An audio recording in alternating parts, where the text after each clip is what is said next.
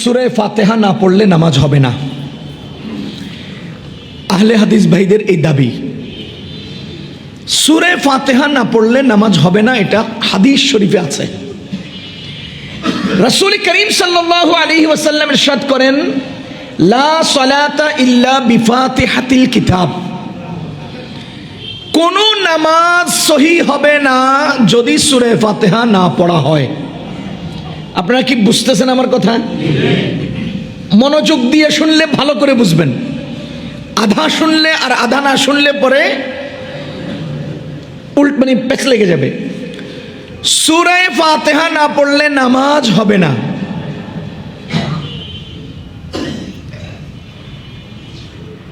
কার নামাজ হবে না? সবাই বলেন তো, কার নামাজ হবে না? উত্তর, নামাজির নামাজ হবে না। বলেন, নামাজির নামাজ হবে না। রোজাদারের নামাজ হবে না, না নামাজির? নামাজির নামাজ হবে না। এখন প্রশ্ন হলো, নামাজি কয় প্রকার? আমি খুঁজে দেখি নামাজি 4 প্রকার। নামাজি কয় প্রকার? 4 প্রকার। খেয়াল করেন।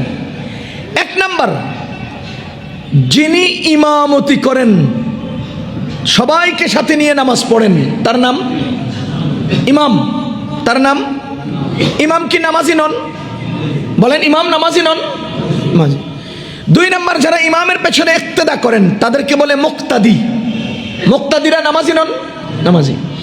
3 নাম্বার, যিনি ইমামের সাথে 1 রাকাত পান নাই তাকে বলে মাসবুক। ইমাম সালাম ফিরানোর পরে যে 1 রাকাত 2 রাকাত পান না, তিনি কি নামাজি নন? নামাজি। 4 নাম্বার, যিনি জামাতে যুক্ত হন নাই, একা একা ঘরে, বারান্দায়, মসজিদে, যেখানে হোক একা নামাজ পড়েন, তাকে বলে মুনফারিদ। তাকে কি বলে? মুনফারিদ, একা নামাজি। কয় প্রকার হলো? 4 প্রকার। 1 ইমাম, 2 মুক্তাদি, 3 মাসবুক, 4 মুনফারিদ, একা নামাজি। নবীজি বলেন, লা সালাতা ইল্লা বিফাতিহাতিল কিতাব, সূরা ফাতিহা না পড়লে নামাজ হবে না। কার নামাজ হবে না? নামাজির নামাজ হবে না। এখন 4 প্রকারের নামাজিকে আমি সামনে দাঁড় করালাম। দাঁড় করাইয়া দেখলাম, হিসাব নিকাশ মিলালাম যে আমি কোন কোন নামাজি সূরা ফাতিহা না পড়লে তাদের নামাজ হচ্ছে না। এখানে প্রাসঙ্গিক একটা গুরুত্বপূর্ণ কথা আপনাকে বলে রাখি। আমাদের নামাজে 6 ফরজ। নামাজের ভেতরে কয় ফরজ? 6 ফরজ। 2 ফরজ আমরা আদায় করি মুখে, আর 4 ফরজ আমরা আদায় করি অঙ্গ প্রত্যঙ্গে। এই অঙ্গ প্রত্যঙ্গের 2 ফরজ দাঁড়ানো হালতে, 2 ফরজ বসার হালতে। দাঁড়ানোর হালতে কিয়াম আর রুকু, বসার হালতে সেজদা আর কোদা, সেজদা আর আখেরি বৈঠক। তাহলে 2টা সেজদার বসার সাথে যুক্ত, 2টা দাঁড়ানোর সাথে যুক্ত, 2টা মুখের সাথে যুক্ত। মুখে কি করি? আল্লাহু আকবার, তাকবীরে তাহরিমা বলা। 2 নাম্বার, কেরাত পড়া। এই 2টা ফরজ মুখে। কিয়াম করা, দাঁড়ানো। রুকু করা, হালতে দাঁড়ানো, হালতে কিয়াম।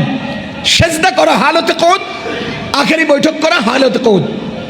তাইলে আপনারা বলেন তো, আমাদের নামাজের ভেতরে কয় ফরজ? 6 ফরজ। আমার আল্লাহ দয়ালু, আমার আল্লাহ মেহেরবান, আমার আল্লাহ কত বড় দয়ালু, এটার একটা অঙ্ক মিলান। আল্লাহ ভালো করে জানেন, কিয়ামত পর্যন্ত আগত মুসলমানদের সংখ্যাগরিষ্ঠ মুসলমান সহিহ শুদ্ধ কেরাত পারবে না, সহিহ শুদ্ধ তেলাওয়াত পারবে না, সূরা ফাতিহা ভালো করে পারবে না। আমি তো বলি শতকরা 85 থেকে 90% সাধারণ মুসলমান সহিহ শুদ্ধ তেলাওয়াত পারে না। ইন্টারভিউ দেন, আমি আমার বিষয়টা প্রমাণ করে দেখাবো। এবার আপনারা বলেন, নামাজে কয় ফরজ? কেরাত পড়া ফরজ কিনা? বলেন তো, নামাজ ভঙ্গের কারণ কয়টি? প্রথম কারণ কি? নামাজে অশুদ্ধ পড়া।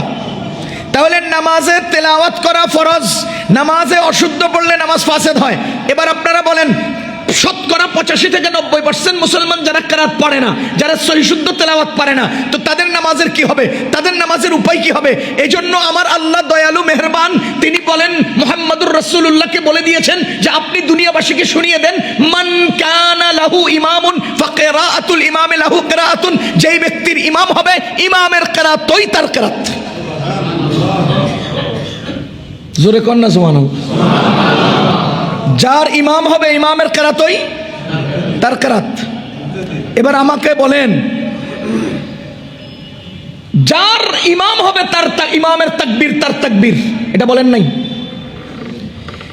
যার ইমাম হবে ইমামের রুকু তার রুকু না, ইমামের কিয়াম তার কিয়াম না, ইমামের সিজদা তার সিজদা না, ইমামের বৈঠক তার বৈঠক না। তাহলে 6 ফরজের অন্যতম ফরজ তেলাওয়াত করা, কেরাত পড়া, এটা আপনারটা আমার দায়িত্বে, আপনারটা আমার দায়িত্বে। আমি শুদ্ধ করলে আপনার আদায় হয়, আমি আল্লাহু আকবার বললে আপনার আল্লাহু আকবার হয় না, আমি কিয়াম করলে আপনার কিয়াম হয় না, আমি রুকু করলে আপনার রুকু হয় না, আমার সেজদায় আপনার সেজদা হয় না, আমার জলসা আপনার জলসা হয় না। ও ভাই, আপনার কেরাত আমার কেরাতে হয়ে যায়। এবার বলেন, রুকু শতকরা 98% লোকে ভুল করবে, সম্ভাবনা আছে, কিন্তু কেরাত আল্লাহু আকবার বলা শতকরা 98% লোকে ভুল করবে, সম্ভাবনা আছে, কেরাত। তাহলে যেটাই সম্ভাবনা আছে সেটা আল্লাহ আমাকে দায়িত্ব দিয়ে পুরা 1000 মানুষের নামাজ বাঁচায় দিলেন। তার মানে আপনাদের উপরে, আমাদের উপরে, যারা আমরা তেলাওয়াত পারি না, আমাদের নামাজের যে ফরজ কেরাত পড়া, আমার নামাজ ভঙ্গের কারণ যে অশুদ্ধ তেলাওয়াত, সেটাকে বাঁচিয়ে ইমামের দায়িত্বে আমাকে আমার কেরাত দিয়া আল্লাহ আমাকে দয়া করছে। আল্লাহ আমাকে কি করেছেন? দয়া করেছেন। আমি এবার আপনাকে জিজ্ঞেস করি, ইমাম সাহেব রুকু থেকে উঠে যাচ্ছেন, আপনি এসে রুকু করছেন, রুকু পাইছেন? ইমাম সাহেব রুকুতে যাচ্ছেন, আপনি এসে রুকু ধরছেন, নামাজের রাকাতটা হয়েছে?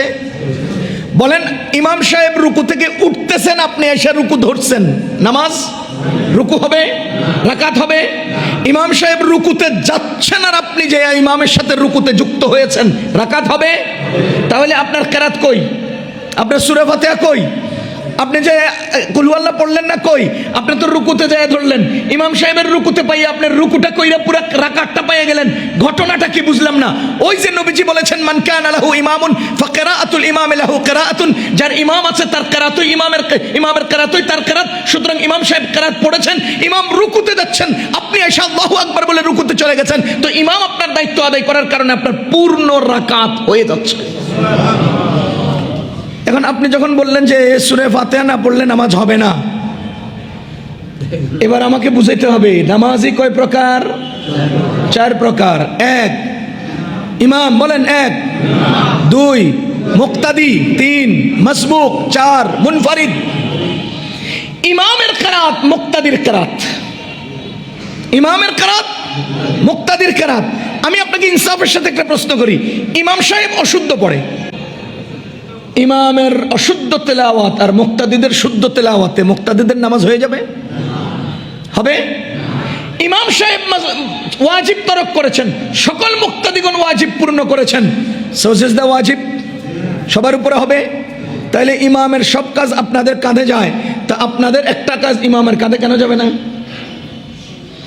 ইমামের সব কাজ আপনাদের কাঁধে গেল, ইমাম কেরাত ভুল করলে আপনার নামাজ ফাসাদ হয়, ইমাম ওয়াজিব তরক করলে আপনার উপর সিজদা ওয়াজিব হয়, তো আপনার তেলাওয়াত কেন ইমাম নিতে পারবে না? নবীজি তো এই দায়িত্ব দিয়েছেন।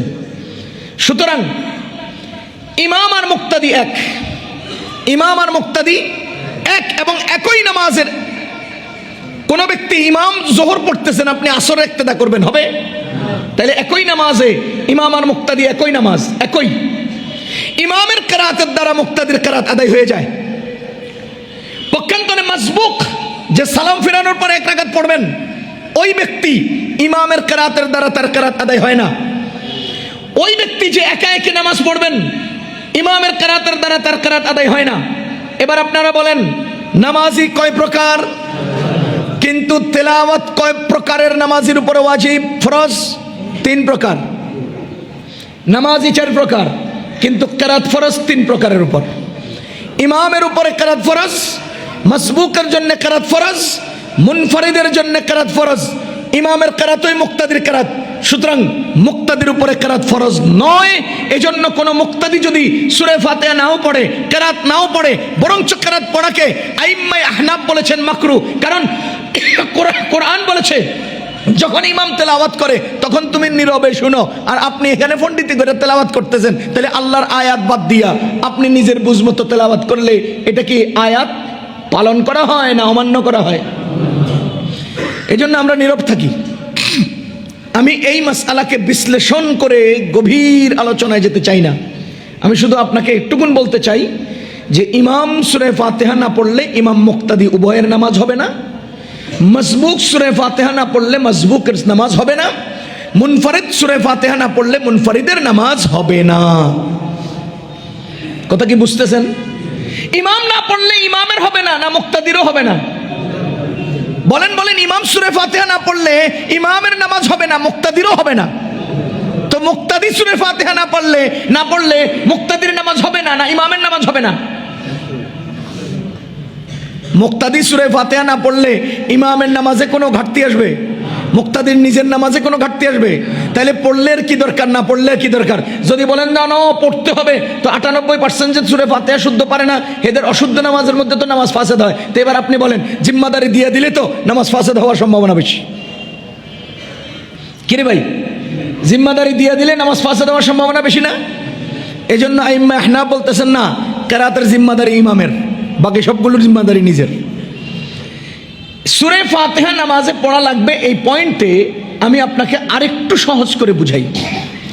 সূরা মুজাম্মিলে আল্লাহ তাআলা বলেন ফাকরাউ মা তায়াসসারা মিনাল কোরআন, তুমি কোরআনের যেখান থেকে সহজ লাগে নামাজের মধ্যে তেলাওয়াত করো। দেখেন, তুমি কোরআনের যেই আয়াত সহজ মনে হয় ওই আয়াতই নামাজের মধ্যে তেলাওয়াত করো। কার নির্দেশ? আল্লাহর। এবার নবীজি বলেন লা সালাতা ইল্লা বিফাতিহাতিল কিতাব, সূরা ফাতিহা না পড়লে নামাজ হবে না। আপনারা কি আমার কথা বুঝতেছেন? সূরা মুজাম্মিলে আল্লাহ বলেন মা তায়াসসারা মিনাল কোরআন, কোরআনের যেই জায়গা থেকে তোমার সহজ লাগে তুমি সেখান থেকে পড়ো। কে বলছেন? আল্লাহ। নবীজি কি বলেন? লা সালাতা ইল্লা বিফাতিহাতিল কিতাব, সূরা ফাতিহাই পড়তে হবে, সূরা ফাতিহা না পড়লে নামাজ হবে না। এবার আল্লাহ বলেন যেখান থেকে মন চায় পড়ো, নবীজি বলেন না সূরা ফাতিহাই পড়ো। আমি যাবো কই? বুঝেন নাই? আমরা সাধারণরা যাব কই? উম্মত পালন করবে কিভাবে? নবীজি বলেন যে সূরা ফাতিহাই পড়তে হবে, আর আল্লাহ বলেন তোমার কুল হুয়াল্লাহ ভালো লাগলে ওটা পড়ো। এবার আমাদের নামাজ শিখতে হবে, বুঝতে হবে, নামাজকে তারতিব দিতে হবে। আইম্মায়ে কেরাম, মুজতাহিদ ইমামগণ উম্মতের আমলের গুরুত্ব নির্ধারণের ক্ষেত্রে শরীয়তের বিধানকে 5টা স্তরে নির্ধারণ করেছেন। ফরজ, ওয়াজিব, সুন্নতে মুআক্কাদা, সুন্নতে গায়রে মুআক্কাদা, মুবাহ, মুস্তাহাব স্তর নির্ধারণ করেছেন। এবার আসেন কোরআনের অকাট্য হুকুম দ্বারা সাব্যস্ত বিধানকে বলা হয় ফরজ। কোরআন বলেছে ফাকরাউ, অকাট্য হুকুম, পড়ো, তেলাওয়াত করো। কোথায়? নামাজে।